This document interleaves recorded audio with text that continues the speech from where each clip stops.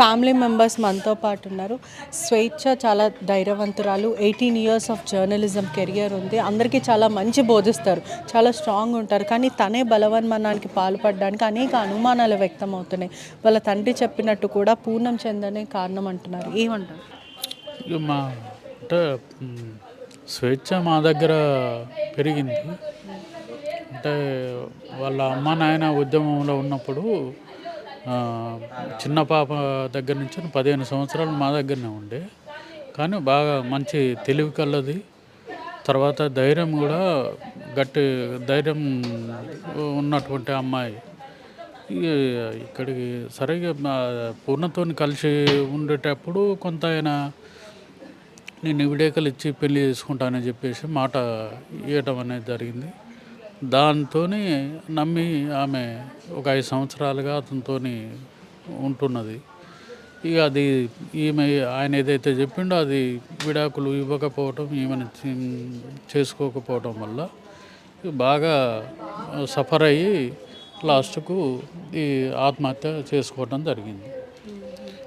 అంటే ఎప్పుడైనా మీకు చెప్పడం కానీ, లేకపోతే ఫ్యామిలీ మెంబర్స్కి నేను ఇంత బాధపడుతున్నా అని తండ్రికి చెప్పడం కానీ, ఇటువంటి వేదన మాకు చెప్పేది, నేను అంటే అన్ననే అవుతాను, మాకు చెప్పేది. మేము 1-2 సార్లు వచ్చి మాట్లాడినాం ఇద్దరిని కూర్చోబెట్టి. అంత ఇబ్బంది ఉన్నప్పుడు ఎందుకు కలిసి ఉండటం, ఎందుకు ఎవరి జీవితం వాళ్ళది, బ్రతుకురని చెప్పినాం. సరే అన్నారు. తర్వాత మళ్ళీ కలిసి ఉండేది.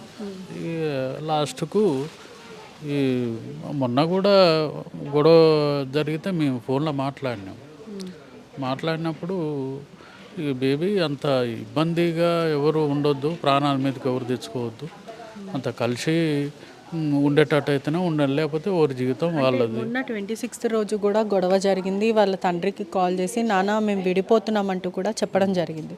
ఆ టైంలో మీరు నచ్చ చెప్పారు. దాని తర్వాత ఏం జరిగింది?